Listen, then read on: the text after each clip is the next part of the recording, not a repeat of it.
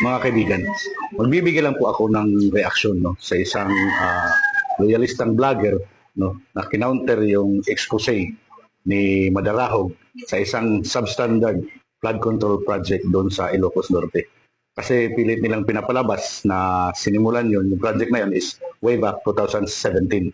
Panoorin po natin yung video mga kaibigan. May nag-check ng isang flood control project.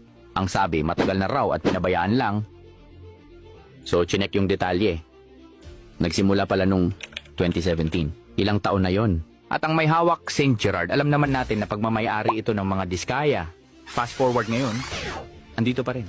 So kung ganito, talaga bang ngayon ang may kasalanan? O ito na yung pamana ng mga nagdesisyon nun? So yan po, pinakita niya, yung project nagsimula pa daw noong 2017, sira na, nasira kagad. At until now, sira pa rin. No? Yung tanong ko lang sa iyo, Brad, during that time, 2016 to 2019, wala bang kongresista dyan sa Ilocos Norte, sa First District ng Ilocos Norte? Di ba? Yung nakaupong congressman dyan o congresswoman ay ang former First Lady Imelda Romualdez Marcos. Wala ba siyang ginawa nito? Di ba? Saka, sabihin natin na nagsimula yan sa panahon ni PRRD. So bakit wala man lang report dyan? No? Ngayon, hindi man lang yan inireport ng ICI. O pinatawag ba yung si DPWH Secretary during sa panahon ni PRRD? Bakit hindi yan sinapubliko? Di ba?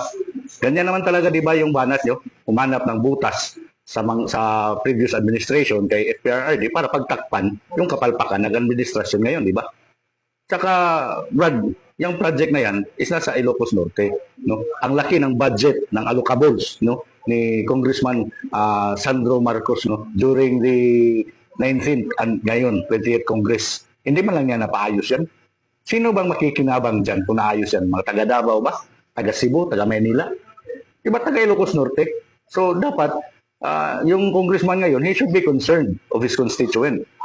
So, dapat yan yung isipin nyo. Huwag nyo palaging isisi sa previous administration ang kapalpakan ng administrasyon ngayon. Di ba?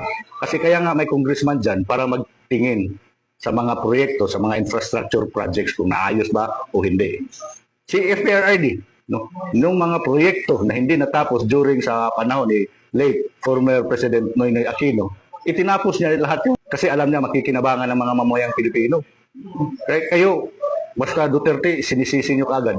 Nasa distrito yan ng Ilocos Norte. So bakit si Duterte ang sisisihin nyo? Huwag kayo kasing tatanga-tanga. Mag-isip din naman kasi kayo. Kaya bumaba yung trust rating ng Pangulo dahil sa inyo. Kumuha ng napakaraming mga tanga at saka napakabobong mga troll.